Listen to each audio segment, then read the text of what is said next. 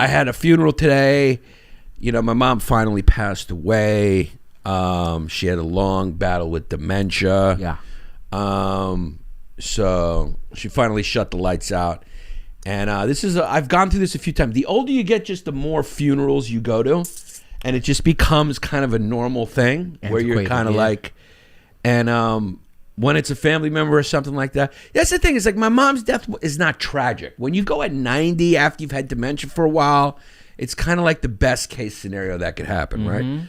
So, anyway, picking the casket, the whole thing is just a very funny thing. You walk in, funeral directors, they have kind of like a vibe to them. They're like, you know, like who gets into the funeral director? Like, you know, they're like somebody. I was looking at one. We were looking at a few because we were trying to find some. First of all, you got to have just set some money aside for when whoever's in your family dies. Yeah.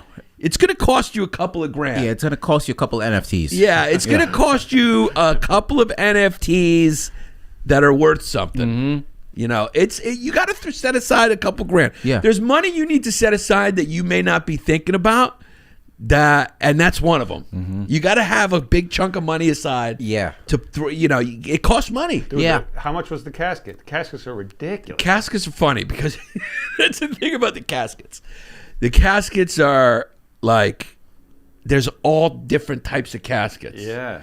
You know, like you can get like real wood. You can get like the machine. What's that? When they put the woods together, the synthetic kind of. They meld all the woods into one. It's like pressed wood, like the pressed wood. Yeah, stuff like that. It's like the cheapest, a pine box. Pine, yeah, you got pine, you got oak, Right. you got all these different types of woods you can get that are nice. It's going in the ground, so it's really for the wake. Right. Like in the Greek Orthodox Church, you got to look at the body, which I never understood. We put a nice little picture slide above, Of course. and everyone's looking at that. Nobody's looking at the body. It doesn't even look like the person. Yeah. It's like it's like. But then if they close the casket, that takes away a lot of people's jobs. Yeah, you close the casket because there is a makeup and hair department for a corpse. She goes in there and even the funeral director goes. He goes, I didn't mention it when I walked in because we're in there. You walk in there with your fucking checkbook. You're grieving, but you walk in with a fucking checkbook. Make no mistake, you're walking in and he's like, and the guy's like, I'm sorry for your loss. I'm sorry. He's like, he's really soft spoken. He's like, so the remainder of the balance, your brother paid half of this. I'm sorry for your loss, but the remainder of your balance,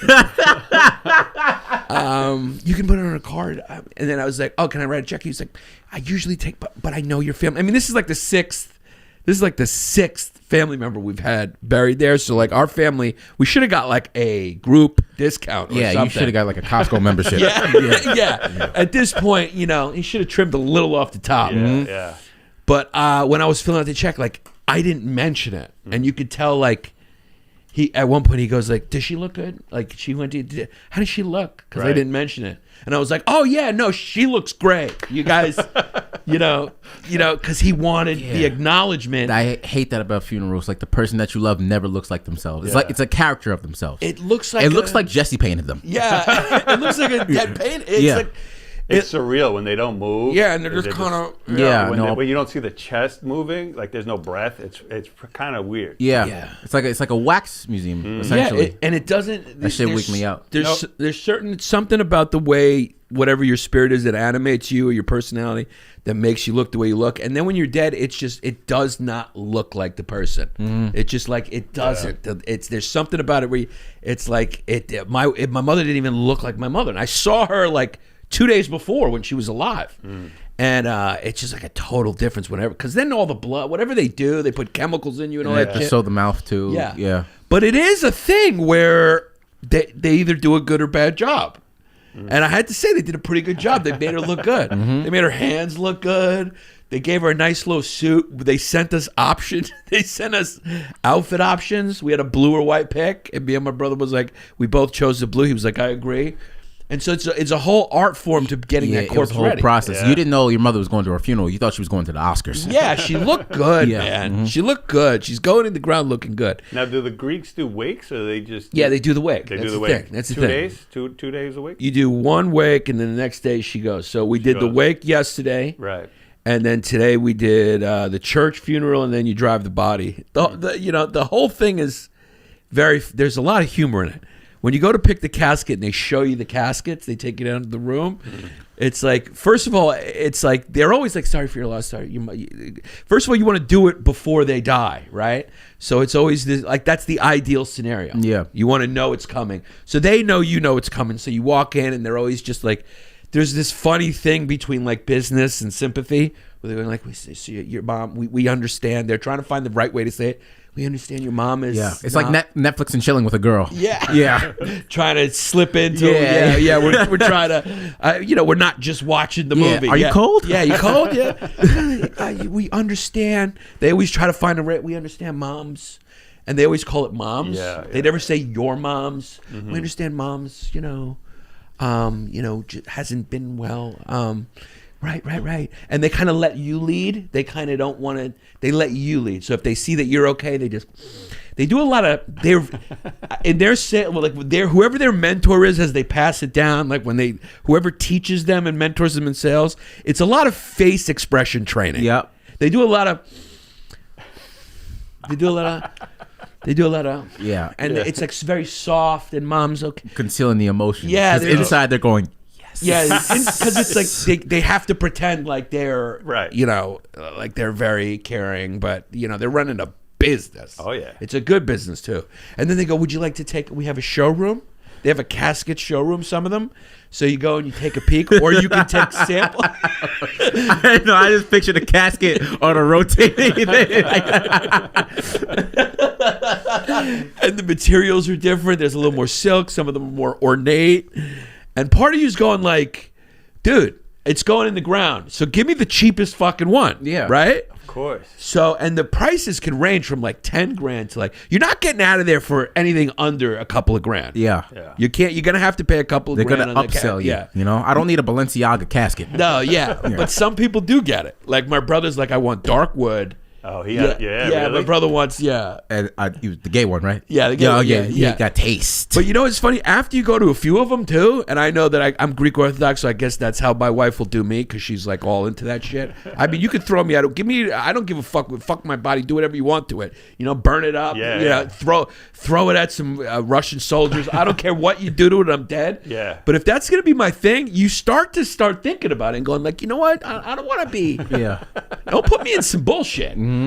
You want a customized casket? Yeah, I want my corpse, because you start looking at it as like a party. Yeah.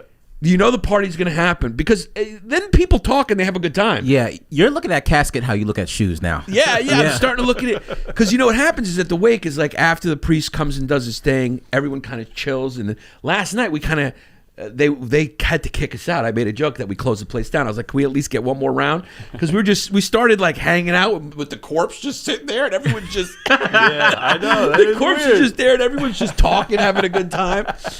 I've been there in a wake, and people just start laughing and joking. Yeah, and the corpse is just motherfucker leaning on the casket, putting his beer down on it.